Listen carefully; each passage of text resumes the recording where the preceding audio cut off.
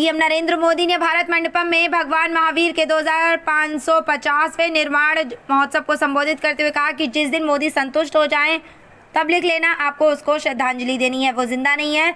मैं जीवन के आखिरी पल तक असंतोष को पालता रहता हूँ, अपने भीतर कभी संतोष नहीं आने देता। मैं असंतोष पालता हूँ ताकि मुझे नया करने की प्रेरणा मिले, इसलिए कभी संतोष की बात मत कहिएगा, क्योंकि मुझे अभी बहुत कुछ करना है। संघर्षों में फंसी दुनिया शांति के लिए भारत की ओर देख रही है। नए भारत की इस नई भूमिका का श्रेय हमारे बढ़ते सामर्थ्य और विदेश नीति को दिया जा रहा है, लेकिन इसमें हमारी सांस्कृतिक छवि का बहुत बड़ा योगदान है। साथ ही राजधानी भोपाल में 24 अप्रैल को पीएम नरेंद्र मोदी 1 किलोमीटर लंबा रोड शो करेंगे।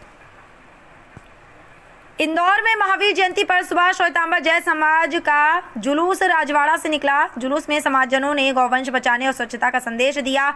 हजारों समाजजन पारंपरिक वस्त्र पहने जुलूस में शामिल हुए। शहर के अन्य क्षेत्रों में भी जिनालयों से जैन समाज के जुलूस निकले। शाम को दिगंबर जैन समाज का जुलूस भी निकला। समाजजनों ने स्वर्ण रथ खींचा। हरियाणा के करनाल के नीलोखेड़ी व तरावड़ी क्षेत्र के मध्य खेतों में शाम को आग लगने से खलबली मच गई। तेज हवाओं के साथ लगी आग से करीब 200 एकड़ गेहूं की फसल व उसके अवशेष जल गए। दोनों जगहों पर फायर ब्रिगेड की करीब 14 गाड़ियों ने मौके पर पहुंचकर आग पर काबू पाया, लेकिन तब तक किसानों का लाखों रुपए का नुकसान हो चुका था। किसानों का आरोप है कि फायर ब्रिगेड व पुलिस काफी देर से पहुंची। अगर समय पर गाड़ियां आ जाती तो शायद इतना नुकसान नहीं होता। साथ ही किसानों ने सरकार से गुहार लगाई है कि जल्द गिरदावरी कर उन्हें मुआवजा दिया जाए। पंजाब के पटियाला में शंभू में ट्रेल ट्रैक पर किसानों का धरना रविवार को 5वें दिन में प्रवेश कर दिया। आंदोलन के कारण रविवार को 73 ट्रेनें रद्द की गई, जबकि 62 गाड़ियों के मार्ग बदले गए। 5 को बीच रास्ते में ही रद्द करना पड़ा तो 6 को बीच रास्ते से संचालित किया गया। प्रदर्शनकारी किसान हरियाणा पुलिस की ओर से गिरफ्तार किए गए 3 किसानों की रिहाई की मांग कर रहे। उलगुलान न्याय महारैली में जहां विपक्षी दलों के नेता जहां भाजपा पर बरसे, वहीं दूसरी ओर रैली में राजद और कांग्रेस कार्यकर्ताओं के बीच मारपीट भी देखी गई। इसे लेकर भाजपा ने इंडिया ब्लॉक पर कटाक्ष किया। भाजपा ने इसे जंगल राज का प्रदर्शन बताते हुए कहा कि विपक्षी दलों के बीच देश के लिए कोई साक्षी कार्य योजना और दृष्टिकोण नहीं है। साथ ही वीडियो संदेश में भाजपा के राष्ट्रीय प्रवक्ता शहजाद पूनावाला ने कहा कि एक ऐसा गठबंधन है। रांची में इंडिया गठबंधन की संयुक्त रैली में उनके कार्यकर्ताओं द्वारा एक दूसरे पर कुर्सियां, मेज, स्टूल और लाठियां बांधी गई। आज वे एक दूसरे का सिर तोड़ रहे हैं। कल्पना कीजिए अगर गलती से वे सत्ता में आ गए तो वे क्या तोड़ेंगे। ऐसे में मतदान करते समय उन उम्मीदवारों को चुनते समय बेहद सावधान रहने की जरूरत है। महबूबा मुफ्ती ने कहा कि कांग्रेस को जम्मू कश्मीर में नेशनल कॉन्फ्रेंस का समर्थन करने के फैसले पर फिर से विचार करना चाहिए। प्रदेश में नेका और कांग्रेस एक साथ चुनाव लड़ने की घोषणा की है। नेशनल कॉन्फ्रेंस के नेता चौधरी मोहम्मद अकरम ने कांग्रेस की तुलना भाजपा से की है। ऐसे में देश की सबसे पुरानी राजनीतिक पार्टी के कार्यकर्ताओं को जम्मू की सबसे पुरानी क्षेत्रीय पार्टी को समर्थन देने के बारे में सोचना चाहिए।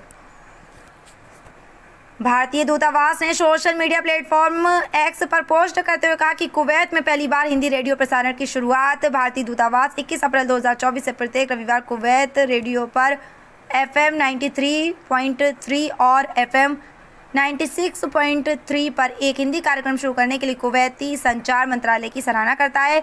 यह कदम भारत और कुवैत के रिश्तों को और मजबूत करेगा। पूर्वी उत्तर प्रदेश, पूर्वी मध्य प्रदेश और महाराष्ट्र के विदर्भ इलाके में कई जगह तापमान 42 से 46 डिग्री सेल्सियस के बीच रह गया। उत्तर पश्चिम भारत की बात करें तो दिल्ली में अधिकतम तापमान 40 डिग्री सेल्सियस से नीचे है। दिल्ली में अगले 2-3 दिन तापमान 38 डिग्री के आसपास रहेगा। 27 अप्रैल तक हिमाचल मौसम का मिजाज बिगड़ा रहने का पूर्वानुमान है। फिल्म गेम चेंजर की शूटिंग शुरू हो चुकी है और फिल्म का बजट 300 से 400 करोड़ रुपए के बीच है। साथ ही फिल्म गेम चेंजर 5 महीनों में सिनेमाघरों में रिलीज होगी। गुजरात टाइटंस ने खेले गए 33वें मैच में पंजाब किंग्स को 3 विकेट से हरा दिया। जीत के साथ ही गुजरात के खाते में 8 अंक और वह 6ठे स्थान पर पहुंच गई।